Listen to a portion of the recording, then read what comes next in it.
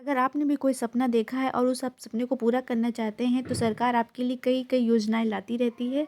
तो उसी योजनाओं में एक योजना चल रही है फ्री लैपटॉप स्कॉलरशिप योजना, जो कि अभी इसकी लास्ट डेट आने वाली है। जल्दी से आप इसको अप्लाई कर दीजिएगा अगर आपने अप्लाई नहीं किया है। तो चलिए वीडियो में आगे बढ़ते हैं। देखिए फ्रेंड्स, ये HDFC बैंक की तरफ से ये योजना संचालित हो रही है। चलिए अब इसके बारे में जानते हैं कि ये योजना क्या है। देखिए फ्रेंड्स, HDFC बैंक परिवर्तन का शैक्षिक संकट छात्रवृत्ति सहायता योजना ये है, जो कि ये छात्रवृत्ति कार्यक्रम कक्षा 1 से 12 तक के स्कूली छात्रों, डिप्लोमा, ITI, पॉलिटेक्निक, UG और PG कार्यक्रमों के तहत उन छात्रों के लिए जो है बनाई गई है।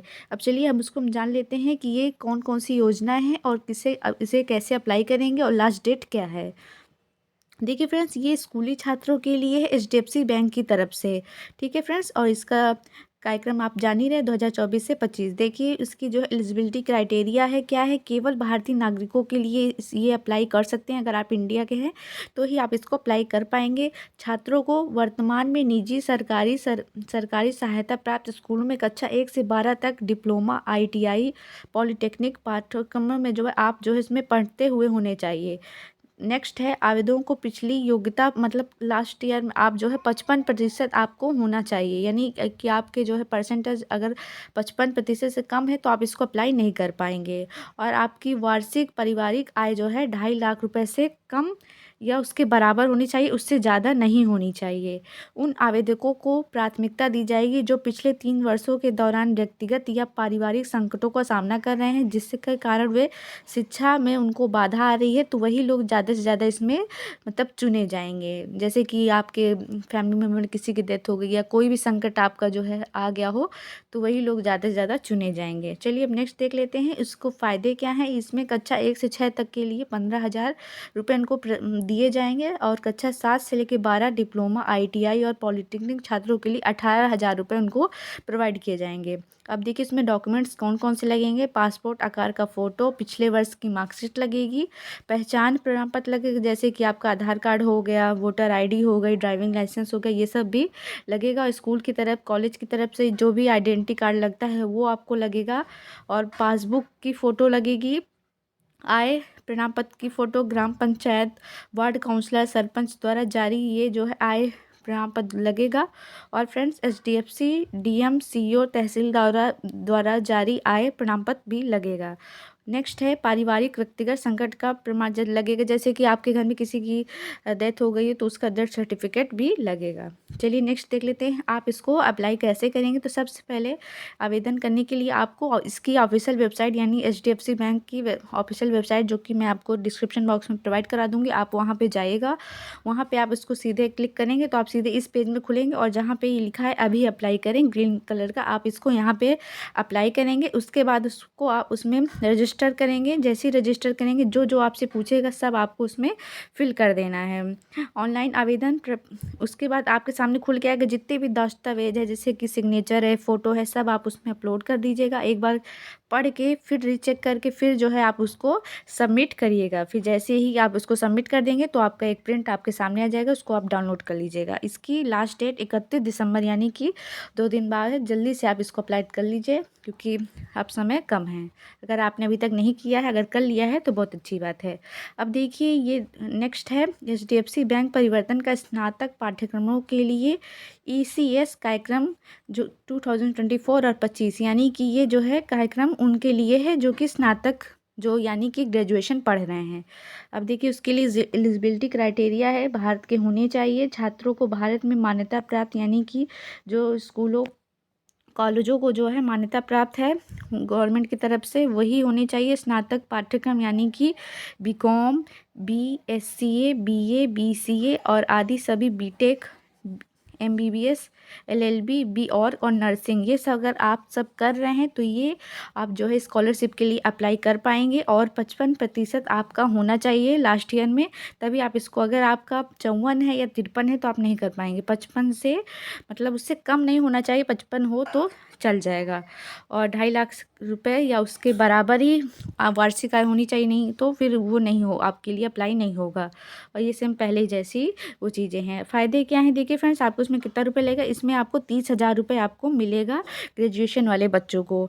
और जो व्यावसायिक स्नातक है उनको 50,000 रुपये दिए जाएंगे।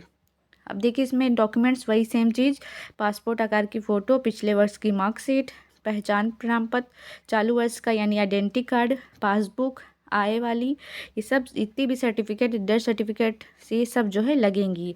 कोई भी संकट हो आपके घर में, जैसे कुछ हो, वो सब का सर्टिफिकेट आप लगा दीजिएगा, जिससे कि आप इजली आप ये स्कॉलरशिप आपको मिल जाएगी। आवेदन एकदम सेम वैसे ही करेंगे। सबसे पहले आप अपनी इसमें अप्लाई के लिए आप बटन पे दबाएंगे तो आपका सीधे वो फॉर्म खुल जाएगा। उसमें जो जो आपसे डॉक्यूमेंट्स मांगा है अपलोड के लिए, साइन, फ़ोटो सब अपलोड कर दीजिएगा अच्छे से। आधार कार्ड का नंबर सब अच्छे से मैच करके भेजिएगा, कहीं ताकि वो कहीं से भी कैंसिल ना हो। उसके बाद नियम और शर्तें पढ़ के स्वीकार करके आगे इसको सबमिट कर दीजिएगा। इसकी भी लास्ट डेट 31 दिसंबर है, तो जल्दी से जल्दी इसको अप्लाई कीजिएगा ताकि आप इसमें आपको ये स्कॉलरशिप का आप फ़ायदा उठा पाएँ। अब देखिए ये है पीजी के लिए, पोस्ट ग्रेजुएशन के लिए है। इसमें भी केवल सेम वही चीज़ है, एलिजिबिलिटी में भारतीय नागरिकों के लिए है। और इसमें जो है जैसे कि एमकॉम, एमए या फिर आप एमटेक या एमबीए कर रहे हैं तो फिर ये जो है आपके लिए ये आप इसमें मिल पाएगी आपको। और इसमें लास्ट ईयर भी वही चीज़ है, 55% आपका जो है होना चाहिए, उससे कम होगा तो आपको नहीं मिलेगा। 2.5 लाख रुपए आपकी सालाना जो है पारिवारिक आय होनी चाहिए, तभी जो है जैसे आपके मम्मी पापा इसकी आय होनी चाहिए, तभी जो है आपका आगे मिलेगा। और वही सेम चीज़ की पारिवारिक संकटों को सामना कर रहे हैं, वो जो शिक्षा का जो है उनका बाधा बन रही है, पढ़ाई छोड़ सकते हैं, ऐसी स्थिति आ गई है, तो वो लोग उनको ज़्यादा ही ये बैंक वाले दे पाएंगे। मतलब वो उन्हीं को सबसे ज़्यादा प्रायोरिटी देंगे कि उनको ये ज़्यादा से ज़्यादा अवसर मिले कि वो आगे पढ़ पाएँ, तो उन्हीं को ये स्कॉलरशिप मिलेगी। अब देखिए इसमें पैसा कितना मिलेगा, इसमें 35,000 रुपये मिलेगा पीजी को, और जो व्यावसायिक पीजी कर रहे हैं उनको 75,000 रुपये दिए जाएंगे। डॉक्यूमेंट सेम वही चीज़ इसमें भी लगेगी। और इसका भी लास्ट डेट जो है 31 दिसंबर। जल्दी जल्दी अप्लाई कर दीजिए, क्या पता नए साल में आपको ये बढ़िया सुनहरा अवसर प्रदान किया जा रहा है, तो आपको क्या पता आपका नाम आ जाए। भर दीजिएगा, फॉर्म हर भरना चाहिए, क्या पता किसमें आपको मतलब आपका लक काम कर जाए और आपको पैसा मिल जाए। ठीक है फ्रेंड्स, चलिए देखिए आपके कई डाउट्स रहते हैं, चलिए वो पढ़ लेते हैं कि ये देखिए एचडीएफसी बैंक परिवर्तन के ईसीएस से कार्यक्रम की चयन प्रक्रिया एक बहुचरणीय है। जैसे कोई क्वेश्चन पूछता है कि ये इसका सिलेक्शन प्रोसेस क्या है, तो इसमें छात्रों का चयन योग्यता और वित्तीय आवश्यकता और व्यक्तिगत पारिवारिक संकट के आधार पर किया जाता है। इसमें कोई भी एग्ज़ाम नहीं होगा, आप ये बिल्कुल मत सोचिएगा कि इसमें आपको एग्ज़ाम देना पड़ेगा। इसमें कोई भी एग्ज़ाम नहीं है, बस आपका हर चीज़ देखी जाएगी व्यक्तिगत कि आपको बहुत ज़्यादा ज़रूरत है, तभी आपको वो चीज़ें प्रोवाइड करवाई जाएंगी। और ये जितने भी डॉक्यूमेंट्स लगाइएगा सब सही से लगवाइएगा तो फिर आपको मिल जाएगा। देखिए नेक्स्ट क्वेश्चन है, मेरे पास अपने वर्तमान वर्ष की प्रवेश फीस की रसीद नहीं है क्योंकि मैं अपने बीटेक प्रथम वर्ष कार्यक्रम के लिए से अदा करने में असमर्थ हूँ, तो मैं इस छात्रवृत्ति का लाभ कैसे उठा सकता हूँ। तो देखिए अगर आपके ये क्वेश्चन है तो इसका आंसर इस छात्रवृत्ति के लिए आवेदन करने के लिए आवेदकों को अपने वर्तमान वर्ष के प्रवेश का प्रमाण पत्र प्रस्तुत करना होगा। यदि आपके पास शुल्क रसीद नहीं है तो आप इस छात्रवृत्ति के लिए विचार करने हेतु प्रवेश पत्र या प्रवेश पुष्टि पत्र प्रस्तुत कर सकते हैं। यानी कि आपका शुरुआत का जो आपने फॉर्म भरा होगा आप उसको भी लगा के आप कर सकते हैं। बस आपका मतलब आपका कॉलेज वर्ष होना चाहिए, ऐसा नहीं कि आपका लीव आप उसको पढ़ ना रहे हो, गैप ईयर नहीं होना चाहिए। मैंने कक्षा 8 की परीक्षा में 53% जो है अंक प्राप्त किए, क्या मैं छात्रवृत्ति के लिए आवेदन कर सकता हूँ? तो बिल्कुल नहीं, आपका 55% से ज़्यादा ही होना चाहिए, तभी आप इस अप्लाई कर पाएंगे जो स्कॉलरशिप के लिए। तो आप ये याद रखिएगा। देखिए फ्रेंड्स, यदि मेरा चयन हुआ है तो क्या मैं आगामी वर्षों के अध्ययन के लिए छात्रवृत्ति मिलेगी? तो देखिए इसका आंसर है ये छात्रवृत्ति अब कक्षा 11 और उससे ऊपर की पढ़ाई कर रहे छात्रों के लिए कई वर्षों के लिए उपलब्ध है। इसका उद्देश्य हमारे वर्तमान यानी कि आपको आगे भी मिलती रहेगी, बस आप इसी तरह अप्लाई करते रहिएगा हर साल। और फ्रेंड्स ये जो है जितनी भी ये जो है डॉक्यूमेंट्स लगेंगे तो आप देख लीजिए, सारे डॉक्यूमेंट्स आपको आपको सही से वहाँ लगाने हैं, जिससे कि आप जो है उसमें आपका हो पाए। देखिए संकट कौन कौन से हो सकते हैं कि परिवार के कमाऊ सदस्य की मृत्यु हो गई हो तो आप उसमें लगेंगे डेथ सर्टिफिकेट। परिवार में यदि किसी की नौकरी छूट गई हो तो संगठन से पत्र जिसमें बताएगा कि हाँ व्यक्ति की नौकरी चली गई है, यानी कि जैसे कि आपके पापा की नौकरी छूट गई है ऐसा कुछ, तो उसमें लगा दीजिएगा कि हाँ इसमें काम करते थे और उनकी जॉब चली गई है। स्वरोजगार विफलता यानी कि नोटरी से प्राप्त शपथ पत्र जिसमें आपकी स्वरोजगार विफलता का उल्लेख किया गया हो, या फिर कोई ऐसा कि आपके फैमिली मेम्बर में जैसे कोई बीमार है, यानी जो कमाने वाला वो बीमार है तो उसकी बीमारी का विवरण दे सकते हैं आप।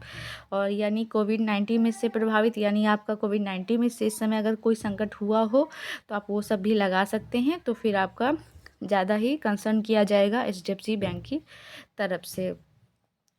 ठीक है फ्रेंड्स, यदि आपने 2023 में अपनी कक्षा 12 की परीक्षा उत्तीर्ण की और 1 वर्ष के अंतराल के बाद यानी 1 वर्ष गैप हुआ, आपने कुछ नहीं किया और इस साल मैंने बीटेक प्रथम वर्ष में प्रवेश लिया है, तो क्या आप मैं आवेदन कर सकता हूँ? तो जी हाँ, ज़रूर आप आवेदन कर सकते हैं।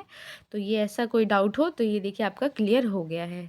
ठीक है फ्रेंड्स, देखिए ये जो है तीसरा राउंड है। इसके पहले 2 राउंड हो चुके हैं एचडीएफसी बैंक की तरफ से, तो ये तीसरा राउंड है जिसकी लास्ट 31 दिसंबर 2024 है। तो नए साल के आते आते आप ये जो है फॉर्म जल्दी से भर दीजिए, जिससे कि आपका नाम भी आ जाए और अपने सपनों को आप पूरा कर सकें। अच्छे से पढ़िए और मन लगा के। ठीक है फ्रेंड्स, तो वीडियो कैसे लगा, कोई भी जानकारी चाहिए तो ज़रूर बताइएगा, कोई भी डाउट हो कमेंट बॉक्स में ज़रूर बताइएगा और चैनल को ज़्यादा से ज़्यादा शेयर कीजिए, सब्सक्राइब कीजिए स्टडी 97। Thank you.